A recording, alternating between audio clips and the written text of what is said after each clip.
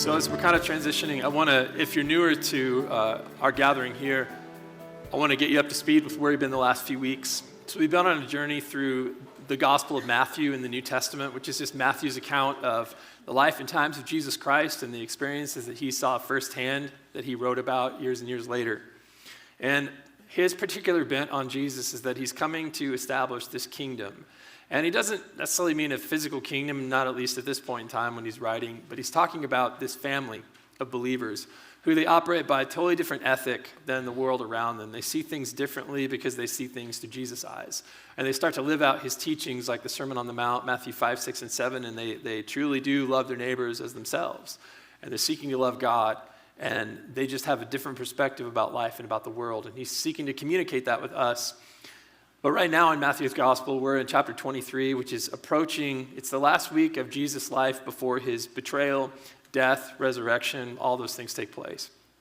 So he's having some very important conversations with different groups of people, with the religious leaders of the day in Jerusalem, because he's in Jerusalem for the Passover festival, which is an annual, huge Jewish annual festival, brings perhaps 600,000 to 1 million Jews from around the Roman world converging on Jerusalem for this festival. So it's huge.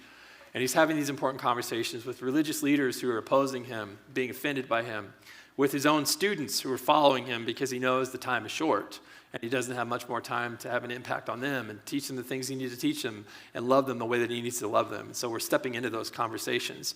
And the last couple of weeks, we've been talking about how Israel's teachers, the leaders, the instructors, they're really, really inconsistent. They're playing a religious part, but they actually have very deeply flawed actions, deeply flawed ways of thinking, and a deeply flawed heart. And today we're going to review a little bit of that, but we're going to lay a foundation. And so I apologize if today is a little bit different than the last couple of weeks and a little different than our conversation moving forward, but we just need to get a foundation on some of the context surrounding a conversation Jesus has with his disciples in Matthew 24, because there's a lot of opportunity for us to take that and let our minds wander and go 10,000 different ways based on what we've heard about this time, based on what we hear now, because it deals with perhaps things that are future events, certainly from the point of Jesus' time here, maybe even from our point now. And so we just need to get our bearing and our foundation laid so that we can have, I think, a good conversation about the things that are coming up. And in order to do that, we need to realize something about people and cycles and the way that we tend to operate as humans. So we're going to talk about a topic today for a little bit called the tipping point. I've got some questions I want to introduce to you all as well. I'd love to get your feedback in real time for that as well. I want to start off by telling you about an experience. And so I don't know how many of you are locals, but if you're locals and you've ever been to any of the community centers, there's some great rec centers around for kids. One of the places that our kids enjoy from time to time is called Washington City Community Center. It's about 20 miles from here, but it's about 7 blocks from my in-laws' house. And so from time to time, our kids end up over there. They have a great swimming pool. It's indoors. It's covered. So even in January, you can take your kids swimming. And one of the first times that I went there, I was introduced to a feature of this place. I could hear it before I could see it, because I heard the voice of like a dozen or 24 children just screaming for their lives. And then I heard this rush of water pouring down. And then I looked around the corner, and pretty soon my kids introduced me to the same thing, because the younger ones were terrified of it, and they didn't want any part of it, and the older ones were rushing toward it, and I honestly didn't want any part of it. And so what this was, there is a 317-gallon bucket that fills with water. It's right above the play center in the pool, in the kids' pool, so it's about this deep, and they've got this little playground you crawl around on, and then a few water slides that go off of it, and above everything is this huge bucket. And it's filling, and it's filling, and it's filling, and then all of a sudden, about 3 minutes later, you see it start to tip ever so slightly, and then it tips ever so slightly more, and then it drops 317 gallons of water on everyone within a 20-foot diameter of the thing all at once. So kids are screaming, some kids are crying, some kids are laughing, and they're loving it, and me, I'm just shivering because I get really cold easy, especially when we're in the pool in like October, November, December, months like that, and I just want to get away from it. My kids are dragging me under it, the older ones are. And so that's been my experience. But I see this thing, and it just over and over again, it reaches this tipping point. And that's what we see happening in the lives of really the nation of Israel over and over again. And that bucket is about to reach another tipping point. And Jesus is going to key in using a metaphor that's very similar. So we're going to start in Matthew 23. We're going to work through a few verses, about 8 or 10 verses today, and look at some of this information, again, to get a good foundation for going into next week and some of the conversations we'll have there that get a little bit confusing, to put it mildly. This is how verse 32 starts. It says, "Fill up then," Jesus is talking to these religious leaders who are opposing God's way. Their hearts are really flawed. Again, their thinking's really flawed. Their actions are really hypocritical. He says, "Fill up then the measure of your ancestors." Our translations put the word sins in there. It's not actually in the original manuscripts in Greek, but the concept kind of applies. So fill up the measure of your ancestors or your ancestors' sins. So measure, it's like a big bucket. It's like a measuring cup. They'd use it to scoop out grain in Bible times. And so Jesus, he makes this comment, fill up your ancestors' bucket, basically. And it's kind of vague at first, but if you've been with us the last couple of weeks, tell me something about these leaders' ancestors. Do you remember anything? You know anything about their ancestors years and years before, sometimes even a few centuries before this? What were their ancestors like? You can answer. Anybody have any thoughts? What do you think their ancestors were filling their buckets up with? Huh? Self? Okay, that's good. Yeah, what kinds of things were they doing in life? Because Jesus is using that bucket for a metaphor with like what you're doing with your life. Yeah. Idols, yeah, worshiping idols. Even some of the Jewish people had been kind of pulled into that, worshiping statues that their nations around them were worshiping, and some of the practices that went along with that. Sure, yeah, they were, and the leaders were. Yeah. Pride, okay. They're filling their bucket up with pride, certainly, yeah. Blood, yeah. A lot of blood. They were shedding a lot of innocent blood, even the blood of God's representatives, and we're going to hear about that in just a couple of verses here. So this is what they're pouring into their bucket. And so let's just kind of take that analogy and go a little bit further. When the bucket tips, what do you think is going to come out of it? What are they putting into it, right? When the water bucket tips over, what comes out? Water. Why? Because we're putting water into the bucket, right? And so when the ancestors' bucket tips over, the same bucket that now these current Jewish leaders, political leaders, religious leaders, even residents of Jerusalem are filling up with things, maybe similar things like hatred or pride or violence, or maybe even a plot to kill Jesus over the next 48 to 72 hours. What do you think is going to come pouring back out of that bucket? Same thing, right? Who do you think it's going to pour on? Probably the people that are near to that bucket, right? Maybe the people that are filling up the bucket in the first place. And so Jesus is making this statement by talking about the measuring scoop or the bucket, basically to say that this bucket of human injustice, it's filling up. It's about to reach another tipping point. And when it does, the same things that they've been putting into the bucket are going to spill out on them that have been spilling out for years and years and years and years and years. And this idea of a measuring scoop or a bucket, it's an analogy that God has kind of held on to in the past, and it appears in the Old Testament a few different places. One example is Genesis chapter 15. And so God's having a conversation with Abram, who's later Abraham in that chapter. And he says, in the fourth generation from now, years and years later, your ancestors, they're going to come back here to this place where you're living in, this place that would one day become known as Israel, and is called that even today, geographically in the world.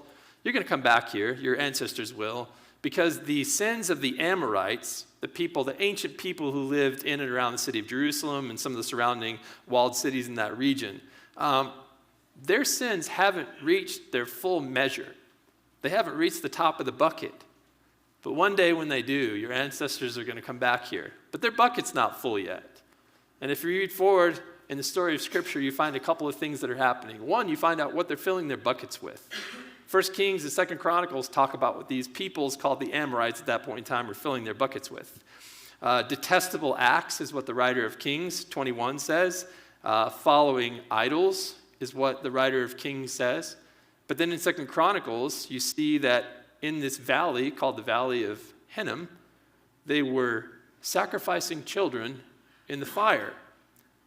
And those practices were detestable to God. So those are the kinds of things they're filling their bucket up with. So when their bucket fills up and it tips over and it spills out on them, what's going to come back on them?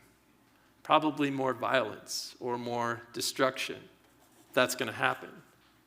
And then you read other places in Scripture about people that seem to be filling up some sort of bucket. Think about Cain in the early chapters of Genesis.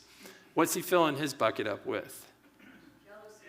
Jealousy. Yeah, he's jealous of his brother Abel because God accepted his sacrifice. We don't really know why. Don't know if it was a heart issue or a sacrifice issue or what, but he was jealous. What else was he filling his bucket up with? Hate? Yeah. What did that hate lead toward? Murder. Yeah, he was the first murderer. He spilled his brother's blood on the ground, and God said, I hear your brother's blood crying out from the earth because you spilled it.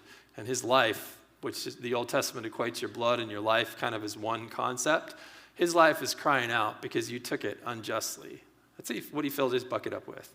What happened to Cain? What was the result of that bucket pouring out? He got banished, and they were kind of already kicked out of paradise with the garden, but he got maybe paradise as far as the larger region, yeah, because he got banished to the east. Not only that, he started building these walled cities. Why do you think somebody would build a walled city? To protect themselves, because he thought, these people are going to come and kill me, right? Everybody's going to be out to get me now because I committed murder. And so he wanted to try to protect himself in different ways, and God even put a mark on him so that people would not, it would deter them at least from wanting to take his life.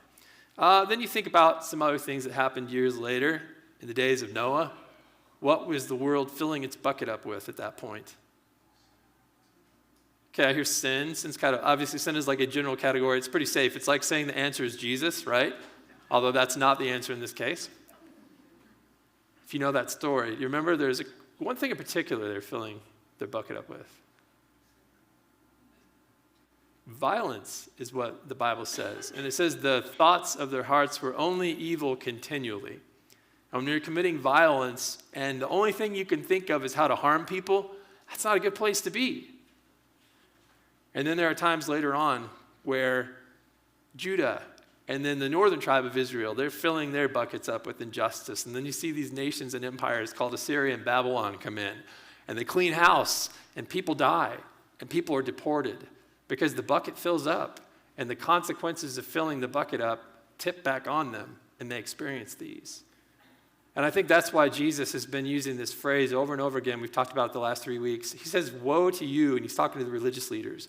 And to us, that sounds like, oh, you bad dudes. Woe to you, like you're messed up.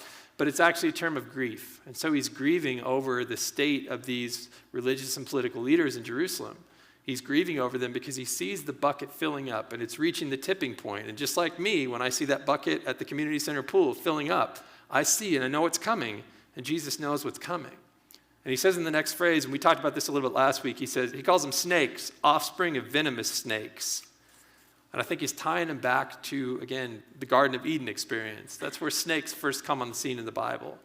And that snake is a little bit shifty, and the snake is a little bit deceptive that we meet in Genesis. And he calls them children of the snake, children of venomous snakes. And I think what he's saying is that snake was promoting greed and pushing selfishness and ignoring God's instructions and pretending to be religious in the voice of God and maybe even imposing some demands, maybe even had hatred in its heart, maybe even was plotting the ruin of people. And ever since, these other people that crop up in humanity act like snakes, act like children of snakes, because they're doing the same things. They're promoting their own greed. They're pursuing their own selfishness. They're ignoring what God says. They're pretending to be religious. They're putting impossible, heavy demands on people that become burdensome. They're hating people. They're becoming prideful, as some of you said. They're plotting murder. And now the next generation of the snake's family is at it again in the form of these different leaders and people in Jerusalem. And he actually says next, he says, how might you escape being condemned? Our Bibles say, how might you escape being condemned to hell? And I want to camp out on this for a minute because I think that phrase might be just a little bit misleading in context. One thing I want to point out is the word escape, and that's why I bolded it up here on the screen. It's interesting that Jesus is proposing this concept of escape because we think, well, when the bucket's tipping, like there's no way out, it's going to go. But I've got a way of escape at the pool. I just get as far away from that bucket as humanly possible. And I think Jesus is saying, I see the bucket tipping, and there's a way to avoid the consequences of this bucket tipping. So listen up. But unfortunately, that's not something that these leaders are going to be willing to do. We see that in a moment. But he says, how might you escape, again, our English Bibles say, being condemned to hell? And that's kind of an interpretation move that the Bible translators make on there. Literally, Jesus says, how might you escape the sentence of Gehenna? And as we've talked about in the past couple of weeks, Gehenna is this valley. It's right on the south side of the city of David, so southeast side of the city of Jerusalem. And you can walk down a road that goes down that valley today if you visit Jerusalem. You can walk through the valley of Gehenna. And Gehenna means the valley of grief. That's what the Hebrew word Gehenna means, is valley of grief. And so literally what Jesus is asking them is, how might you escape the sentence of the valley of grief? And I looked into that a lot this week, and I have some thoughts to propose to you. I'm not going to tell you that I'm right 100% because I don't know. But I've had some interesting thoughts. And in some ways, I see how people connect the Valley of Hinnom, which was associated with fire. It was the place where, we mentioned earlier, the Amorites sacrificed children, worshipped idols. So it has some pretty terrible connotations. In the time of Jesus, it was a huge garbage dump where people burned trash and the bodies of dead animals and such. And so there was a graveyard that was close by and tombs that were built across the valley from that. And so it had a lot of interesting connotations. So maybe there's something to that as far as an eternal facet. But I think in the context of what we're looking at here, there might be a little different angle that Jesus is coming from. Because all throughout history, the valley of Gehenna has kind of had a stigma attached to it up until this point. You might even say a sentence attached to it. And that sentence has really been tied into the name of the valley in the first place. And that is grief. It's a place of grief, of death, of slaughter, of mourning. And so I want to go into that for just a moment as far as the history and how things have kind of played out in the Valley of Hinnom. So again, with these Amorites, the peoples, they were sacrificing children. Can you think about the pain and the grief that that would have caused? Later on, when God sent Israel into this land, the Canaan land, which is where the Amorites and about 6 other different tribal peoples were living, those people groups, they were defeated in wars.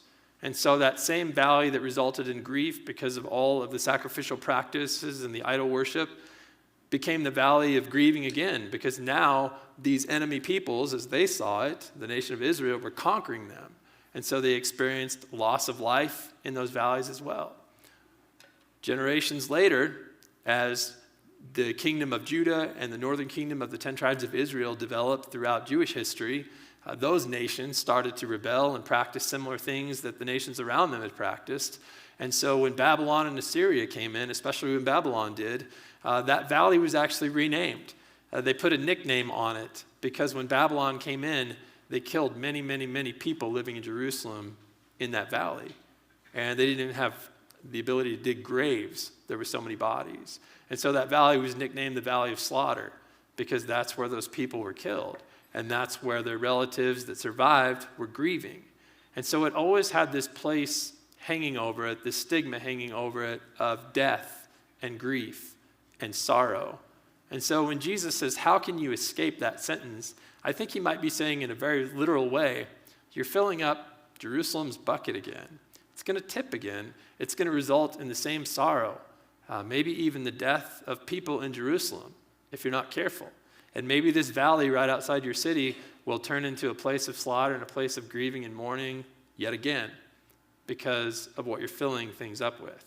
And I think if we look at history and as we look into some of the things we'll find out next week when we look at a couple questions Jesus' disciples ask, I think that might be a really viable way to interpret that. I think he might be cautioning them about what's up and the consequences they're about to face. So that's where we're going to finish off today, is just to look at that. We've kind of seen this cycle. You fill up the bucket, and the bucket tips. And because you're imitating the snake, you find yourself back to this path of grief. And yet, Jesus, he's inviting these people into a way of escape. But they're choosing to ignore Jesus and just do whatever seems best in their own eyes. And Jesus acknowledges that in verse 34. He says, some of these people that I'm sending to you to help you turn, to provide you with a way of escape, these prophets, these wise people, He calls them scribes, people who are writing God's words, or at least writing words they believe to be from God. You're going to kill these people and crucify them and flog them in your synagogues and chase them out from town to town. You're going to ignore this. Why would somebody give someone like that a chance? Why do you think Jesus gives them an opportunity if he knows that they're just going to deny it? Why does he even give them a chance?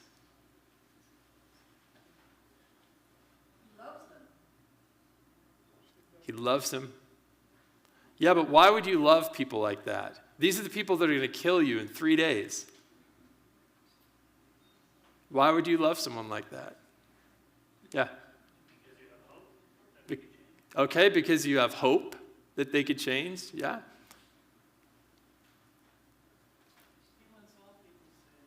Because you want all people to be rescued, to be saved. Sure. I saw a hand back there. Interesting, because they don't know what they're doing. That's a good observation as well. Sometimes you see people making choices and you realize they have no idea, but I hope that they come to this realization. I hope they do. I want them to have a chance. And maybe that lets us in, gives us a window into God's heart as well, to show us how deeply he loves people, how much he understands they just don't see what they're doing, how much he wants everybody to have hope, what love really looks like. Trying to understand love the way that God understands love, that's like a bottomless pit that we're never going to hit. We try to grasp it and we just don't understand. And I think seeing things like that and seeing Jesus respond to these leaders by offering them a glimmer of hope and a way of escape, even though he knows what they're going to do, that's just another window into the depth of God's love that we can't even really wrap words around. How do we describe that? How do we express it? But we see another picture of it. And maybe that's a comfort to us as well, because we realize he feels the same way about us and about everyone else, about all of humanity. If he feels that way about these people, he feels that way about everyone, He says in verse 35, "So all the righteous blood shed on the earth will be charged to you, from the blood of righteous Abel to the blood of Zechariah, son of Berechiah, whom you murdered between the sanctuary and the altar." And so, again, they didn't kill these people, because obviously Abel was killed, hundreds of thousands of years previous to this. Zechariah died about 500 years earlier, and according to Jewish history, he was murdered in between the building of the temple building, and the altar of sacrifice that was right in front of it. So that's a pretty bold act to murder a prophet in the temple courtyard. They didn't do it, but Jesus, again, is drawing this parallel between what their ancestors did before them and how they're behaving. You're acting in the same way. And he says you're going to be charged with killing innocent people who were really images of God. That's how people were created in Genesis chapters 1 and 2, right? You're going to be charged with that same sin, killing other images of God. Again, just like your ancestors did before you. Then he starts to kind of mourn over Jerusalem as a city, because it's not just the leaders. There's a lot of people in the city who feel the same way. He says, "Jerusalem, Jerusalem, who kills the prophets and stones the people who are sent to her." If you could take a camera back into the Old Testament, take a couple snapshots, I want to give you a couple, and these are not great moments to have on camera. 2 Chronicles 24:21, it says, "The Spirit of God enveloped Zechariah, son of Jehoiada the high priest." So the high priest's son, the Holy Spirit just wraps around him. It says, "He stood above the people and he said, 'This is what God says. Why are you breaking the Lord's instructions? This is why you're not prospering. You've abandoned the Lord, and he's abandoned you.' And as a result, they threw rocks at him and they stoned him to death for confronting him. They stone those who are sent to them. That's how Jerusalem responds. 1 Kings 19, Elijah the prophet, another snapshot. He said, "I've been very zealous for the God of armies, but the Israelites, they've abandoned your covenant. They've torn down your altars. They've killed your prophets with the sword. I'm the only one left, and now they're hunting me down to take my life." And in Jeremiah 37:15, it says, "The officials were angry at Jeremiah," another one of the prophets, "so they beat him and they put him in jail in the house of Jonathan the scribe, because they made the scribe's house into a prison. So he was put in a dungeon and he was left there for many days." So this is how Jerusalem treats God's representatives. And they're about to do it again. filling the same bucket up over and over again, and about to face similar consequences. In verse 36, he says, "Truly I tell you, all of these things will come on this generation." So what things? Probably the things that are being put into the bucket. He says it's at a tipping point. All the things that you're filling up your measure with, all these things are going to get poured out and dumped on this generation. And he could be talking about a couple of things here, because the word generation, it's not super clear. Generation can be talking about a family of people, like everybody who's generated from a certain ancestor. Like if you have a great-great-great-great-great-great-grandpa or grandma somewhere, everybody, all their kids and grandkids and great-grandkids and great-great-great-grandkids, all the way down to you, everybody on the tree from a certain branch, right? That can be a generation. But a generation, a lot of times in the New Testament, especially in Matthew's gospel, are the people that are alive at this point in time. Like you are the current generation of people in your lineage, in your family. And I think that's probably what he's talking about here. He's saying, the current generation, or maybe the family of Israel, all of Abraham's descendants or something like that, perhaps, they're going to see the same violence that they've shown. The bucket's going to come pouring out.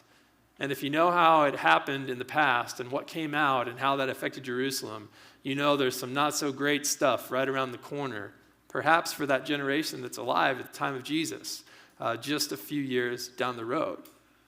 So just remember that coming into what we're going to talk about next week, okay? Again, this is sort of like, it's weird because it's like history and a little bit of context, but we have to have it. Otherwise, next week it's super confusing. So we're just laying the groundwork for that. So how's the bucket going to tip? How's that going to play out? We'll read on, see if we get any more clues. Jesus says, "How often I wanted to gather your children together, Jerusalem, like a hen gathers her chicks under her wings, but you were not willing." We had a cool experience this last week. So my wife, Christine, we've had chickens ever since we've had children, just about.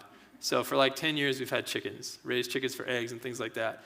But Christine, a few months ago, had a friend that owned a rooster. And here in Laverkin, because of the size of our lot that we're on, we're allowed to have one.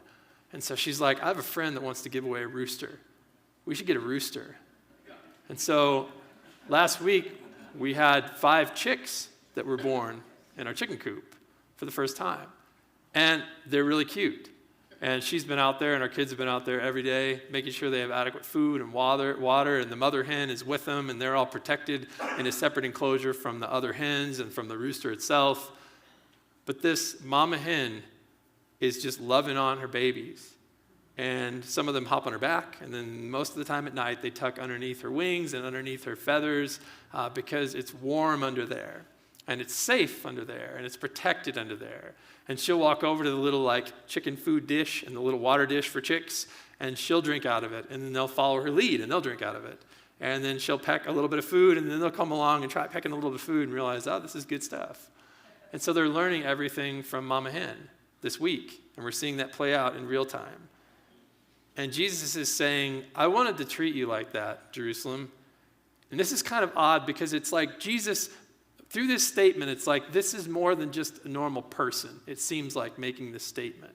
Because it's like he has an affinity for this entire city of people. I mean, perhaps 200,000-300,000 people.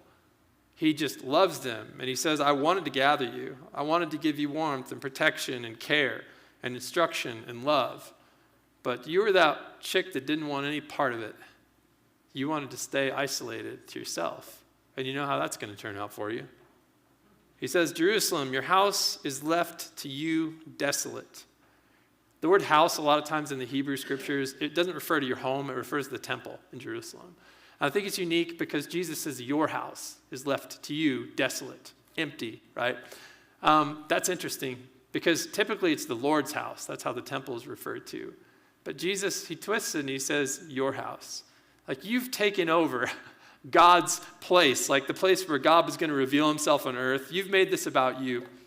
And it's been desolate. It's empty now. Empty of what? Because if you go in there, the ark's still there. The altars are still there. The table's still there. The menorah is still there. So what's not there? Maybe the Spirit of God is not there. Isn't that interesting? He says, I tell you, you won't see me again. So maybe he's saying it's desolate because you won't see me again.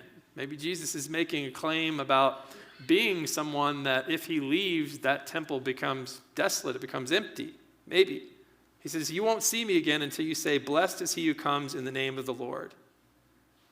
Does that phrase ring a bell? If you've been with us in Matthew, have you heard that in the last few weeks anywhere? Blessed is he who comes in the name of the Lord. Does that ring a bell for any of you? If not, that's fine. I mean, it's been several weeks, but there was an event that happened like 3 or 4 days before this where people were shouting that. They were also saying something like, Hosanna! Hosanna! Remember what that was? Jesus is riding into Jerusalem on a donkey, and everyone's waving palm branches for his victory, and they're celebrating him. They think he's the king who's coming in to deliver them from the Roman Empire and start a whole new era where it's all about Israel, and the whole world's focused on Israel, and they have freedom and victory and miraculous power, and they're kind of at their peak and their pinnacle. And that's the last time Jesus came. That's what they said. And he says, the next time you see me here in this city and in this temple, you're going to say, blessed is he who comes in the name of the Lord. That's a tie into Psalm 118. And if you like homework or you just want a little study to prepare for next week, I want to have you read that this week, Psalm 118, and chew on it a little bit. What I think Jesus is saying here is he's commenting, he's going to say next, after he says, blessed is he who comes in the name of the Lord, it says, at that point, Jesus left, and he was going out of the temple. It's interesting because the temple's empty. And then you see Jesus saying, I'm going to leave now. And then he walks and he goes out of the temple. And this is the last time Jesus ever is in the temple again. He says, you won't see me in this house until you say, blessed is he who comes in the name of the Lord another time, somewhere out there in the future at some point. But I'm leaving. And his disciples come up and they say, wow, look at these magnificent buildings. This temple is awesome. And he says, you see all these things? I tell you, not one stone is going to be left here on top of another that won't be thrown down. It's going to be even more desolate than it is right now. So he basically says, and this is how we'll stop today, he says the temple will be destroyed. And then at that point, his presence leaves the temple. And if you see Jesus as more than just a human, as God in the flesh, as Emmanuel or God with us, you see this as a replaying of what happened the first time the temple was destroyed by Babylon in the Old Testament, almost 600 years previously. Right? They destroy the temple, and Ezekiel gets a vision, and God says, my spirit, it's gone. It's out of here.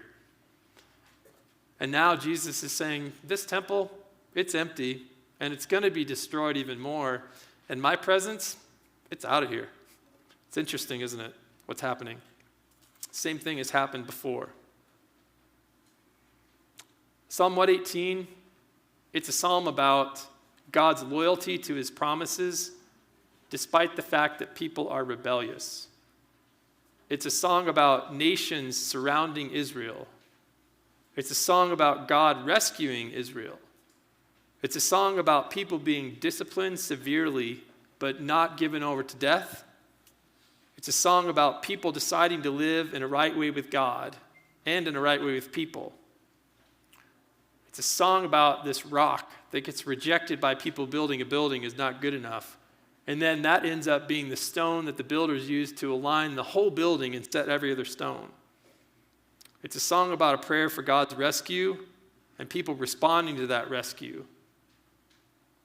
It's a song that has that phrase, blessed is he who comes in the name of the Lord, echoing in it. It's a statement about Jesus departing from Jerusalem till another time, perhaps, when he'll come back as the rescuer. And all these ideas are supposed to be kind of uploaded into our head as we go into next week. And so the question is, if you were one of Jesus' students, after having a conversation like this, I mean, this has kind of been a little bit all over the place. We've talked about consequences. We've talked about this bucket-filling cycle that happens over and over again. But what kind of questions would you want to know? Maybe one would be, well, if this temple is going to be ripped apart stone by stone, how's that going to play out? Maybe you'd have a couple other questions too. So we're going to tiptoe into those questions next week, but this is the foundation that you have to keep in mind, okay? to know, so that we don't just take those questions next week and run with it based on what seems right in our own eyes and what we've heard and what we've read and what society and culture and church tells us in 2021 or 2023, 21st century. I'm not that behind. So we don't take our ideas and import it and frame the Bible around it. We need to know this stuff from today, okay?